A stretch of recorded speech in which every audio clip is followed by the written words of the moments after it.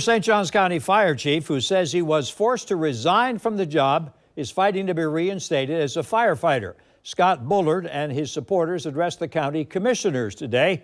Tarek Miner is joining us. Tarek, you've told us before that Bullard doesn't necessarily want to be chief again. He just wants to be a firefighter and feels that he's entitled to that. That's correct. You know, the former St. Johns County Fire Chief, Scott Bullard, says that a county administrator told him that he would still be able to work with the St. Johns County Fire Department in another capacity if he tendered his resignation as chief, and asked his supporters to remain quiet.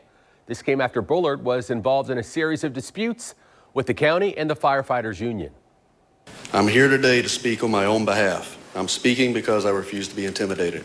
Former St. Johns County Fire Chief Scott Bullard told county commissioners today he can live without being the fire chief of the department he's worked for 22 years. But Bullard says he wants his former position of battalion chief back, saying he had a verbal agreement with County Administrator Joy Andrews. The false promise that was made to me by a particular member of this administration to allow me to revert to my former position if I stop my campaign of supporters is shameful. The 49-year-old filed this grievance against St. Johns County, saying the county violated the law by refusing him employment with his department. His wife also spoke publicly today, along with colleagues he's worked with over the years. As for the fire department, past practices have been that the administrative chiefs have been able to revert back to their previous held positions of battalion chief, most recently in 2020. Why is the same not afforded to my husband? I worry that that reputation may be tarnished by the wasteful dismissal of Chief Scott Bullard. I understand that he is not your choice for fire chief, but he should be allowed to return to his previous position as battalion chief.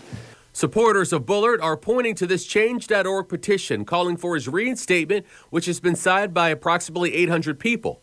But not everybody says Bullard deserves to be back on the force. He misled an entire department of firefighters to proclaim that these uniforms were safe when we were saying they were not.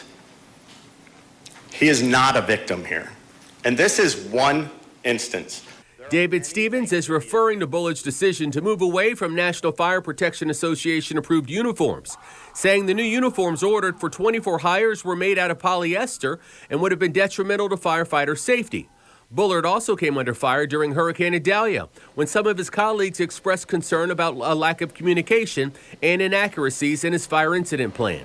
He sat down with News4JAX last week and told us his employment with the county is protected by the union's collective bargaining agreement. I'm not ready to walk away from this job. I've enjoyed every day of the past 22 years. St. Johns County officials did issue the statement about the search for Bullard's replacement, which reads in part, through a national search, we are optimistic we will be able to bring on a top-notch fire rescue leader who embraces the principle of servant leadership, who is not afraid of showing compassion and care for our team members, and who recognizes the value of internal and external collaboration to ensure effective emergency response. Now, St. Johns County officials did not provide News4JAX an answer to our direct question, which was if Bullard was promised a job if he tendered his resignation. News4JAX also has not received a return phone call from County Administrator Joy Andrews. Joy? Tarek, thanks.